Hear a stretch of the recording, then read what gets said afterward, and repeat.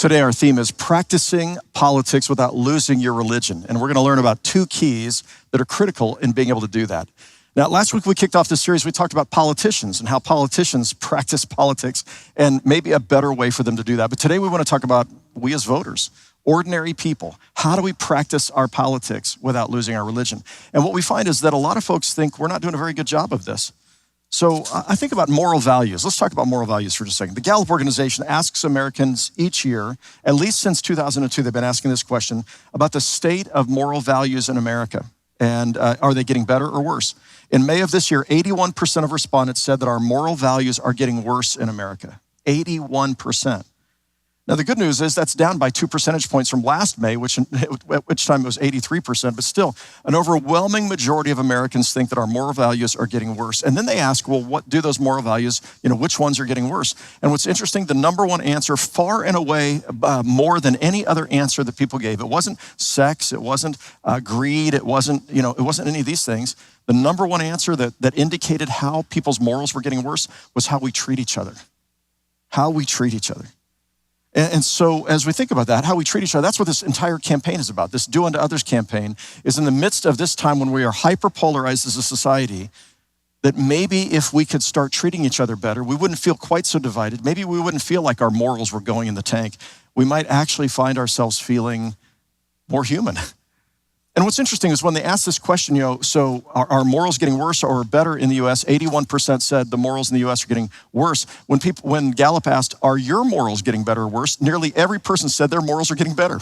So we all think our morals are better, but everybody else's morals are worse. And today, what I'd like to do is suggest to you, there's a couple of basic things that we can do. Two very simple things that Jesus did that we can do that will help us to treat each other better, to have more or better moral values, and in the process to maybe heal our nation and to be not quite so polarized when it comes to politics. So those two things that I want to mention to you tie in together with my shirt today. This t-shirt is a Charlie Hustle t-shirt. These t-shirts, for those of you watching out of town or from out of town, these t-shirts are made here in Kansas City. Charlie Hustle is a Kansas City company, and they really are about engendering civic pride. Kansas City, KC. You've got blue ones for the Royals, red ones for the Chiefs, and you've got all kinds of other ones out there in all different colors. But I want to suggest to you today that the keys to having a more moral society, the keys to treating one another better are not Kansas City, though I'm going to take pride in my city. They are kindness and curiosity. So when you see this t-shirt, I just want to have this be a visible reminder to you of these two big ideas in the sermon, kindness and curiosity. All right, so we're going to start with kindness. What does it mean to be kind? The Greek word in the New Testament is chrestotes.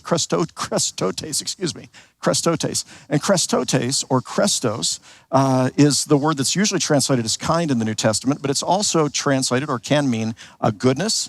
It can mean gentleness. It is a quality of God's character, but it's also meant to be a quality of our own character. So when we think about the fruit of the Spirit that the Apostle Paul taught about, the fruit of the Spirit is love, joy, peace, patience. Along the way, he says kindness. Kindness is one of the evidences of the Holy Spirit working in our lives. And when the Apostle Paul defines what love is in 1 Corinthians 13, the great love chapter, and he's using the Greek word agape, selfless, sacrificial love, one of the things he says is that love, agape, is kind. Kind. So chrestotes, it's kind. And so this idea of kindness, I want to just give you a way of thinking about this. Kindness is in some ways like mercy or grace. It is something, for it to be kind, it's something that's not paid for, it's not earned, it's given as a gift, right? So if you have a flat tire in your car and you call AAA and you pay good money for AAA and they send a tow truck out and they fix your flat tire, that's great. You're probably going to give the guy a tip for helping you or the gal a tip for helping you, but you recognize that was their job. They were paid to come out and to help you fix your tire. But if you have a flat tire somewhere and there's some stranger comes along who's going to receive nothing in return and they say, hey, let me help you with your flat tire. And they find your jack, they jack up your car, they take the tire off, they put the spare tire on, put it all back in your trunk, the flat tire in your trunk and all the equipment. And you say, hey, let me give you $100 or $50 for changing my tire. And the person says, no way. No, I just wanted to do this for you just as an act of what? Kindness. You see, kindness is something that we don't deserve, we haven't earned. It's something that someone shows us simply out of the goodness of their heart. This is goodness, it's gentleness, it's kindness. All right, so if you read the Gospels, you're going to find that Jesus was continually kind. He felt empathy and compassion for people who were in need of help, of strength, of encouragement, of love, of kindness. He was constantly doing this. So there are 37 miracles recorded in the four Gospels. Jesus seeing somebody who was in need, and he stops to help them. And sometimes these are physical maladies. Sometimes they're spiritual maladies. Sometimes they're mental illness. The demon possession it was referred to in the first century. Sometimes they are somebody who's grieving the loss of a loved one. But you find that Jesus continually is willing to be interrupted, and he stops to show kindness to other people. It's undeserved care, compassion, mercy, goodness towards others. At the Last Supper, Jesus told his disciples this. He says, I am the vine, you are the branches. If you remain in me and I in you, you will bear much fruit, as we heard in that commercial that's showing Sunday mornings in Kansas City today. So he says, you'll remain in me and bear much fruit. And I love this analogy of Jesus, or this metaphor of Jesus being a vine, a grapevine. We're the branches coming off of it. We are meant to bear much fruit. And then he says, this is how you'll bear much fruit. You'll keep my commandments. This is my commandment, that you love one another. This is my commandment, that you love one another. Again, as we learned last week, that isn't liking one another. That's demonstrating kindness towards one another. This kind of love, agape, is a love of actions. It's a love that's undeserved. It's a love that's given freely. Kindness towards one another. There's plenty of examples of this in the Gospels. In Luke chapter 5, verses 12 through 14, we read, once when he was, meaning Jesus, when he was in one of the cities, there was a man covered with leprosy. When he saw Jesus, he bowed with his face to the ground and begged him, Lord, if you choose, you can make me clean. And I love this. You remember, leprosy was considered a highly contagious disease. Then Jesus stretched out his hand and touched him. He didn't have to do that. But here was a man who hadn't been touched by anyone in a long time. He stretched out his hand and he touched him. I mean, this is just such a gentle and beautiful thing. And then Jesus says this, I do choose. Be thou made clean. I mean, how beautiful is that? In Luke chapter 13, Jesus was in the synagogue when a woman hobbled in. She had been crippled for 18 years. 18 years. Jesus knew that healing on the Sabbath was not permitted. Doctors were not supposed to heal on the Sabbath unless it was a medical emergency. So he knew that this woman had been sick for 18 years. If he healed, this was going to turn some of the religious leaders against him, but he couldn't help himself. Jesus laid his hands on her and she immediately stood up straight. When he saw children who were sick, he couldn't help himself. He stopped to bring healing to them. When he saw a child who had just died, he had compassion on the grieving mother, and he stopped and he raised this one from the dead. When there was a little girl who was dying, he goes immediately to the house, stops, drops everything, goes to the house to heal this little girl. Before he gets there, she's died. And yet Jesus goes on to the synagogue ruler's house, Jairus' house, and he lifts her up. Talitha, he says, kume, the little one, rise up. And she opens her eyes and she's made well. Jesus does this because he can't help himself. He is kind. That is his nature. Now, he also called his disciples to be kind. I just want to remind you, in the parable of the Good Samaritan, he was asked this question, what are the most important commandments? And of course, they are to love God with all your heart, soul, mind, and strength, and to love your neighbor as you love yourself. And you know the parable of the Good Samaritan. Even people who go to church know that parable, or at least they've heard the term Good Samaritan. But in the parable, the ruler, the scribe or religious leader asked Jesus, well, who is my neighbor? And Jesus says, well, let me tell you a story. And he tells him the story of a man who was making his way from Jerusalem to Jericho, a 16-mile journey, a pretty treacherous stretch where there were caves where people could, bandits could hide and people were routinely accosted. And in this case, Jesus says there was a man who was going from Jerusalem to Jericho, a Jew. He's beaten by the robbers. He's stripped naked and he's left for dead on the side of the road. And you remember, two religious people come by and they go to the other side of the road because this isn't their problem. And maybe if he's dead, they're going to be unclean by touching him. Or maybe they're afraid that the bad guys are still around. They're going to come get them. And so they make their way on down to Jericho without stopping to help. And then Jesus says, a Samaritan, while traveling, came near him.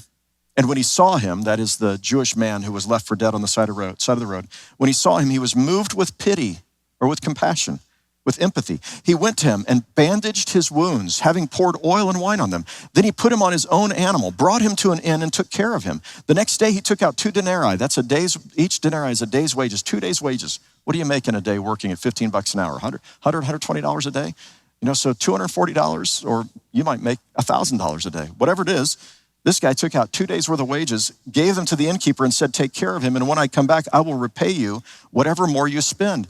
This Samaritan did not know who the Jew was. And they were actually I mean, if you think about it in terms of politics, this was like a far-right Republican and a far-left Democrat. They were as different as night and day, oil and vinegar. Jews didn't like the Samaritans. Samaritans didn't like the Jews. You remember this. They were politically divided. They were theologically divided. They did not like each other. But the Samaritan saw the man on the side of the road, and he had compassion. He showed kindness, something that wasn't deserved. It wasn't earned. It was simply given. And Jesus says, this is what it looks like to love your neighbor as you love yourself. As we think about how we address the climate of polarization in our country, in the sense that, that morals are going downhill because, people are not nice to each other. They're not kind to each other. They're sometimes cruel to each other. When we think about this, we begin to remember the words of Jesus in telling the parable of the Good Samaritan, or the parable of the sheep and the goats, or the parable of Lazarus and the rich man, or the parable, you could go through so many of his parables, and they're teaching the same thing. They're calling us, in response to our love for God, to show kindness to other people. This is what Jesus did. Doug Spencer, one of our members, who he sent me a note. Grew up here, I think in Kansas City. I can't remember, but he went to K-State University. He's a huge K-State fan, and he sent me a note a week ago. Every year he goes to the K-State games here in Manhattan, but then he also goes to one away game every year. And he said this time he decided to go to Utah, and he went to the Brigham Young game. So that's quite a trek from Kansas City to Utah, but he goes there, and he described how surprised he was at the way the Brigham Young fans and the entire university, everybody there, how they treat their guests, right? And he says, I'm choosing the word guest, really emphatically, because they aren't just visitors. They treat the other team as guests. And so he said this, he said, we were not enemies. We were not treated as enemies. We were not treated as opponents, not even as just a visitor passing through, but as a guest at their campus. Not one fan said anything negative or derogatory to us or about K-State. Not one, before or after the game. As a matter of fact, he says, after the game, several of their fans told us that they got lucky. K-State doesn't usually turn it over like we did. And he said, as a religious school, they have a pre-game prayer. They did not pray to win, but that all of their players stay healthy and play to the best of their ability. They prayed for their guests from K-State as well. During the pregame show, their band turned towards the K-State section and played our fight song. Then at the end of the first quarter, stadium staff came and distributed free ice cream to everyone in the K-State section or anyone who they saw wearing purple, K-State's colors. He says, I know their theology is different than ours, but I'm going to root for BYU to have a great year. It really convicted me that K-State as a whole, and me personally, need to change our approach from being polite to most visitors to treating other fans as guests. That's the power of kindness, right? BYU just made a fan of Doug Spencer, who went out there as a K-State fan, rooting for his team. But he came away because he was changed. His views were changed by the power of kindness, the power of kindness. A number of you have shared with me great examples of the power of kindness. On Facebook, I had about 50 of you send me stories. One of them wrote, my niece Maria donated a kidney in 2018 to a complete stranger who supports a different political party. I would describe Maria as an outspoken advocate and activist. But the plea from the man's wife on Facebook is his kidney function was diminishing meant more than politics. I'm just wondering, do you understand the power of kindness? Do you understand that Christ is calling us to be kind? Do you understand this is what it means to be a Christian? Is to practice kindness, and not only towards the people that you know or like or are of your same political persuasion, but it's particularly evident that there's kindness ruling in your heart when you practice kindness towards the other. I want to ask, is this an area of life that you need to grow in? Practicing kindness. Now that leads me to the C in KC, curiosity. So let's talk about curiosity for a minute. Curiosity involves a willingness to ask questions rather than making assumptions. I've shared with you before that among the 20,000 unique words of Jesus, 307 questions were asked. So Jesus asked 307 questions during the course of his ministry. And he's asked 183 questions. So 183 direct questions asked of Jesus, and he only answers 3 of them directly. So he often answers a question with another question. Jesus was curious.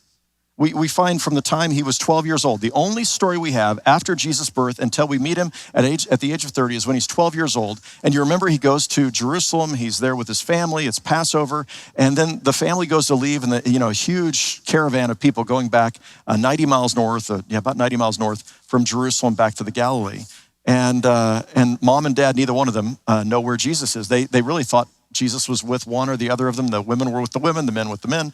And it was a day and a half later where they find out Jesus is not there. And you can just imagine the blood-curdling scream as Mary realizes she's misplaced the Son of God. And Mary and Joseph make their way back to Jerusalem. So that's another day to get back there. And then it takes them a day to find him. And so 3 days after they lost him, they found him. And you remember they found him in the temple. And when they found him in the temple, this is what Luke says. They found him in the temple, sitting among the teachers, listening to them and asking them questions. Don't you love that? Asking them questions. He, at 12, was already asking questions. He probably knew way more about theology and about the things of God at the age of 12 than the scholars did, but he was curious to hear what the scholars would say. He wanted to know their answers. Now, Jesus ate with people that he disagreed with, particularly the Pharisees. So they were, again, in some ways, very similar. In other ways, they were very far apart. But Jesus, when he ate with the Pharisees, he chose to sit down with people that he disagreed with. And as they broke bread, they could learn from each other, listen to each other.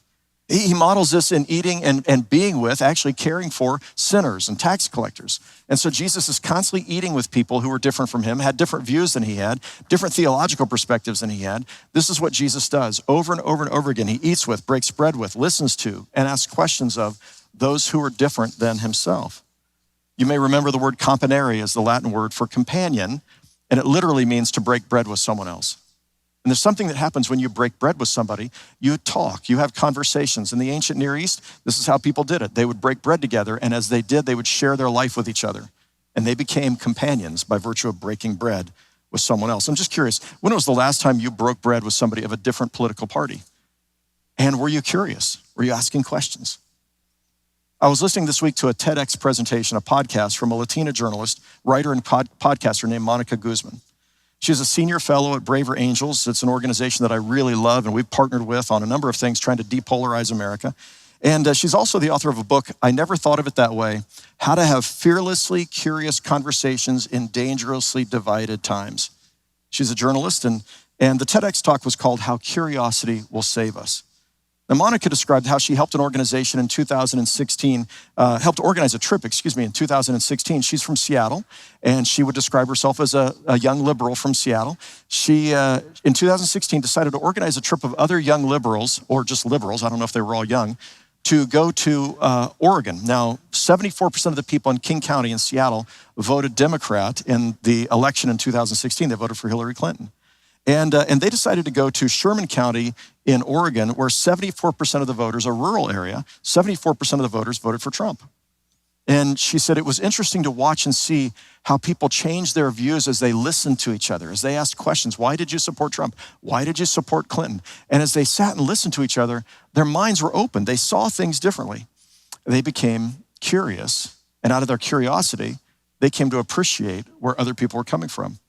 Now, I wanted to play her entire TEDx talk. It's about 18 minutes long, but I'm only going to share with you a short clip, and then I'm going to post it on my Facebook page this weekend so you can watch the entire thing, because really the whole thing was just brilliant. But I want you to hear this portion of it. Take a listen. Think of certainty as the arch-villain of curiosity. You can't wonder about what you think you already know. There's no gap, so there's no pull. And we make conclusion after conclusion about people we don't know. Each conclusion kills 100 possible questions. But issue after issue, our conclusions are wrong. Curiosity busts through the reality distortion fields that are blinding us to each other for one beautiful reason. Every human being wants to be seen. I've been a journalist for 15 years, and I've only recently realized that most of my thousands of interviews are something many of us crave and few of us encounter. Conversations focused on understanding without judgment. People say that listening is about paying attention, being present. And these things are critical to good listening, but they're not what listening is about. Listening is about showing people they matter. And the way you show people they matter is by aiming your curiosity at them. Ask yourself, what kinds of people do I talk about but never with? Whoever is underrepresented in your life will be overrepresented in your imagination. Wow, I just love that. So let me just mention a couple of the things she said that just really stood out to me. One is, think of certainty as the arch villain of curiosity. And so many times we are certain in our political beliefs, certain in our assumptions about people. And when we're certain, we have no curiosity. We have no need for it. Our assumption, she notes, kills our curiosity. Listening is about showing people they matter, and whoever is underrepresented in your life, the people you never spend time with, will be overrepresented in your imagination. We know about them. We know about those other people. We know how we feel when we see their signs or their flags or we hear them talking, but we actually don't know them. And because we don't know them, we have certainty where we would do better to have a bit of mystery and more curiosity. Now, Jesus didn't make assumptions about people. He certainly knew people's hearts, but he didn't go around making assumptions, and he certainly didn't buy into the assumptions of the society around him about the people that he associated with. So you may remember in one particular story, Jesus goes to a town in Samaria. So again, these are Samaritans. The Jews and the Samaritans don't get along with each other. But Jesus insists he had to go through Samaria. And as he goes through Samaria, he comes to a town, sends his disciples into town to get food, and he sits at a well. He knows what's going to happen. He knows there's a woman that comes there at noon every day when no other women come for water because she's uncomfortable being around the other women. They talk about her behind her back. This is sort of reading between the lines in the story. And Jesus sits there waiting for her. He knows she's going to come. It's a divine appointment. And as he waits for her, she comes to the well and to fetch water. And he says, give me a drink. And she says, are you kidding me? You're a Jewish rabbi. You're a Jew. And clearly you look like a rabbi. And you're going to ask me, a Jew, you're going to ask a Samaritan woman for water? Really? And he says, if you knew who you were talking to, you would ask of me and I would give you living water and you'll never thirst again.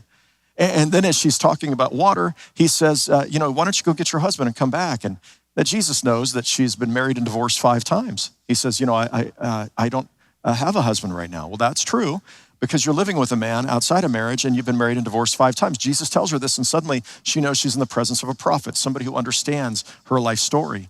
But Jesus doesn't judge her for having been married and divorced 5 times. And you may remember in those days, women didn't divorce men. Only men could divorce the women. So she'd been rejected 5 times. And now the man she was living with didn't even give her the honor of marrying her. And she was a scandalous woman in that town. But Jesus didn't have those assumptions about her. Jesus just knew she was thirsty for something inside. And she had been hurt so many times. And he wanted to offer her the kind of water that would heal her soul. And then in the end, he sends her back to her own people to tell them what she has heard and what she's seen. And she becomes the first evangelist to the Samaritan people. You see, Jesus could see what nobody else could see when he looked at her. She was not an outsider. She was not someone else. She was a human being. I think about how unnerved the religious people were when Jesus, on his way to be crucified in the town of Jericho, stops and he asks to stay at the house of Zacchaeus, the chief tax collector. And everybody had assumptions about Zacchaeus. Nobody liked him much. They knew what kind of person he must be. And yet Jesus didn't make those assumptions about him. He saw him as a human being who needed love and grace and mercy and acceptance. And that's what Jesus showed him, right? Jesus was willing to be curious, to sit down and break bread with Zacchaeus on his way to Jerusalem to be crucified. All right, among the most impactful passages in the New Testament regarding this is one that's found in James chapter 1, verse 19. Where James says this, be quick to listen, slow to speak, and slow to grow angry. Quick to listen, slow to speak, slow to grow angry. We tend to be just the opposite. We're quick to speak, slow to listen, and quick to become angry or irritated or frustrated or jump to conclusions or assumptions about people that we don't really know. Now, Braver Angels, the organization that Monica Guzman works for and is a podcaster for, they put together a series of questions inviting people to assess their own personal attitudes, political attitudes. And I just think this is a really great thing to do. Here's some of the questions. How often do I find myself thinking about those people on the other political side without much regard for the variation of attitudes among them? How often do I find myself assigning mostly negative motives to the group and mainly positive motives to my group? How often do I find myself focusing on the most extreme or outrageous ideas people on the other side have, thereby making it hard to see how a reasonable person could be attached to that group? Other side with the best of people on my side. How often do I feel a rush of pleasure when we ridicule those crazies on the other political side? How often do I dismiss ideas or arguments presented by someone on the other side before I spend any time learning from them? How often do I utilize some form of name calling that uses pejorative labels to describe the other side? How often do harsh stereotypes come to mind when I learn that someone voted differently than me in the previous election? How often do I speak up and offer a more nuanced view when friends who share my political views ridicule the other side? And which of the following is closest to my overall emotional attitude towards the majority of people who support the other side? I want to show you this little graph that they put together. It's kind of interesting. Which of the following is closest to my overall emotional attitude towards the majority of people who support the other side? That's really that last question. And on the one hand here, it's they are enemies and there's hatred. Here they are deplorables and there's disdain. They have been duped and there's pity. They're well-meaning but fooled. There is basic respect. Some valid points, though their overall perspective is flawed, but they have something to contribute. Okay, so this is moving into a more positive realm. And over here, they have important perspectives, even if I agree with only parts of it. And I'm going to show respect and appreciation, and they have a lot to contribute. All right, where are you in that chart when it comes to people of other perspectives, other political persuasions? Republicans, how are you doing at being curious and kind towards Democrats? Democrats, how are you doing at being curious and kind towards Republicans? All right, one of my favorite TV shows, at least the first season was really my favorite of all of the seasons, but was Ted Lasso. Some of you may have seen it. It was an Apple original television series. And Jason Sudeikis was the producer of it. Jason Sudeikis actually grew up in KC. He grew up around here, not far from our church here. And Jason, producing this, the show is about, some of you know it well, but for those who don't know anything about it, the show is about there's a soccer team in England. Richmond is the name of the team. And the owner of the team, Rupert was his name, he and his wife got divorced. He was cheating on her with a younger woman, which was a part of the common story of his life. And so in the divorce, now he loved this soccer team, or football team as it's known in England. He loved Richmond. But in the divorce, Rebecca, his ex-wife, got ownership of the soccer team. And because of the hurt that she experienced, what she wanted to do was drive this team into the ground, because this was his pride and joy. She just wanted to crush the team, to crush his spirit by crushing the team. So she ends up looking for a new coach. They needed a new coach. She ends up hiring a football coach. Now remember, this is British football. She ends up hiring an American football coach from a college in the state of Kansas. She hires Ted Lasso, Jason Sudeikis. And Jason comes over and he knows nothing about soccer. He's been a really great coach in American college football, but knows nothing about soccer. So he goes over with one of his coaches and they begin coaching this team. And, he's seen as sort of a bumbling, individual who doesn't, nobody really takes him very seriously to begin with as a coach. But eventually he wins Rebecca over, the woman who hired him just to hurt her ex-husband. But she comes to actually care about him, Rebecca does. And in one of the most loved scenes in this entire series, just to hurt Rebecca, Rupert has had his new fiance, who's pregnant with his child, buy a small interest in the team so that they can sit in the owner's suite with Rebecca during the games. Right? This is really hurtful to her, and the fact that they've done this. And so they happen to be meeting up at a bar, and the coach Ted Lasso and Rebecca and her ex-husband Rupert and his fiance and a whole bunch of other friends and people who were big fans of the team. And Rupert takes great delight in letting her know that he's now going to be able to sit in the owner's suite. So Ted Lasso makes a wager, and he says, listen, if we're going to go to darts, and Rupert thinks he's a really great dart player, and Ted Lasso is just a bumbling American who surely doesn't know anything about darts. And so Ted Lasso says, let's make a wager. If you win, you can choose the starting lineup for the final 2 games of the season. And if I win, you and your fiance will never set foot in the owner's box again. Rupert takes the bet, certain he can beat bumbling Ted Lasso. Take a look at what happens in this scene. Mate, what do I need to win? 2 triple 20s and a bullseye. Good luck.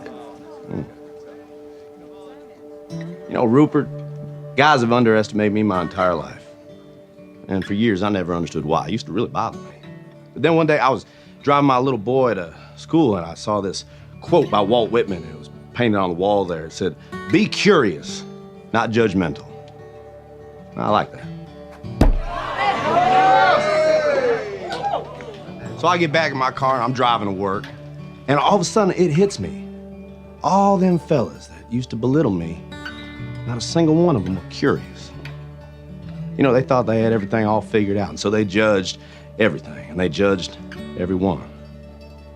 And I realized that they're underestimating me.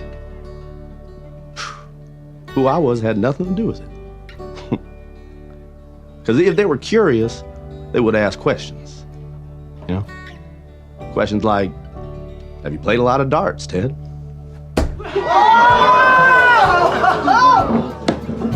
Which I would have answered, yes, sir. Every Sunday afternoon at a sports bar with my father from age 10 till I was 16 when he passed away.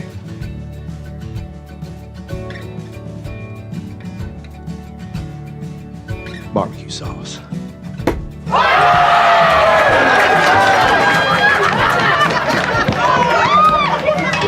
Good game, Rupert. So I want to ask you personally, do you carry a lot of assumptions about other people?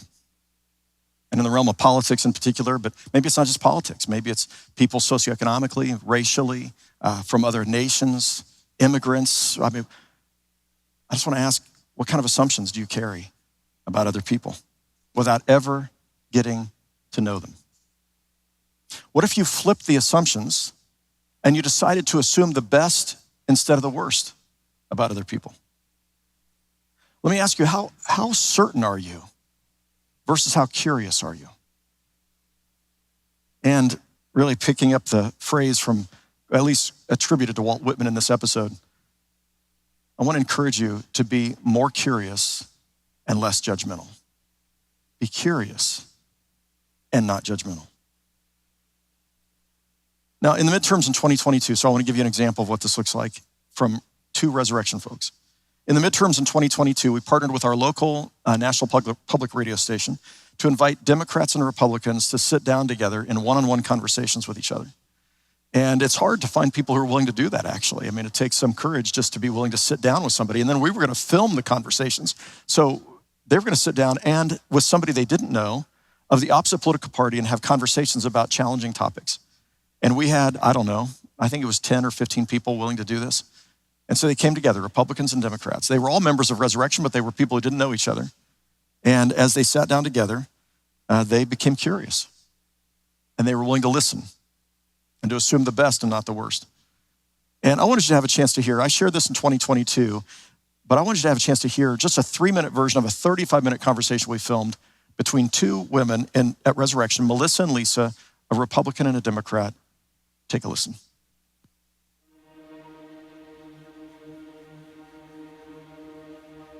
So I think we disagree on virtually everything. I think we probably do.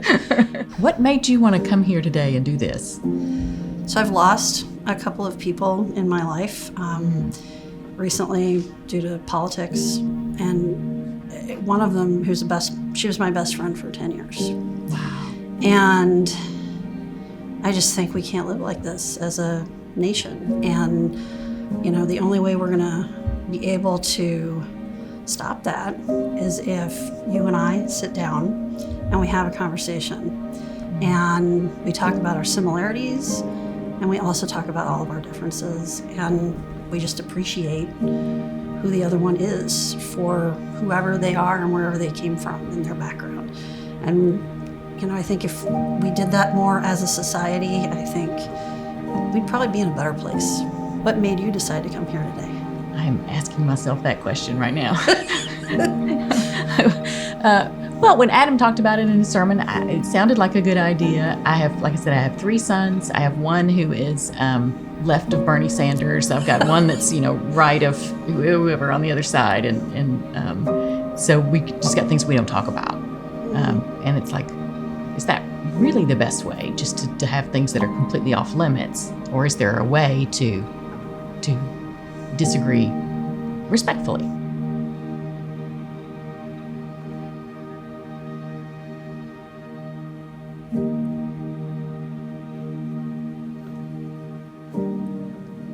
I figured you would be further to the right, so I feel like my assumption was that you would be further, and the reality is that you are probably closer to the middle, than what I was expecting. So, was I who you expected to be? No, I didn't expect you to be so nice. I thought you'd be more guarded, maybe. I don't know. All right, so we're gonna go get coffee sometime. I think so. There, cheers. Cheers. And over the last 2 years, these women have become friends. When they took the time to move past their assumptions, to become curious, and to practice kindness. This can happen. We don't have to have 81% of Americans thinking we're a worse nation morally than ever before.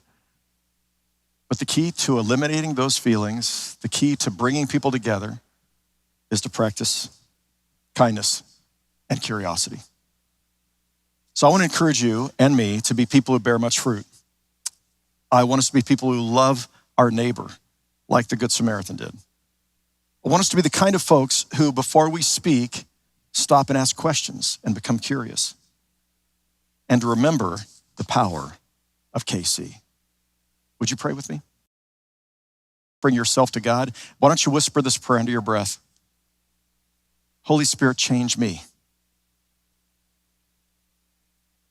Heal my biases, assumptions, and polarization within.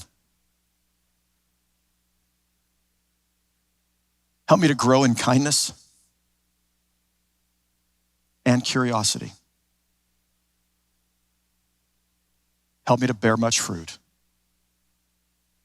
In your holy name, amen.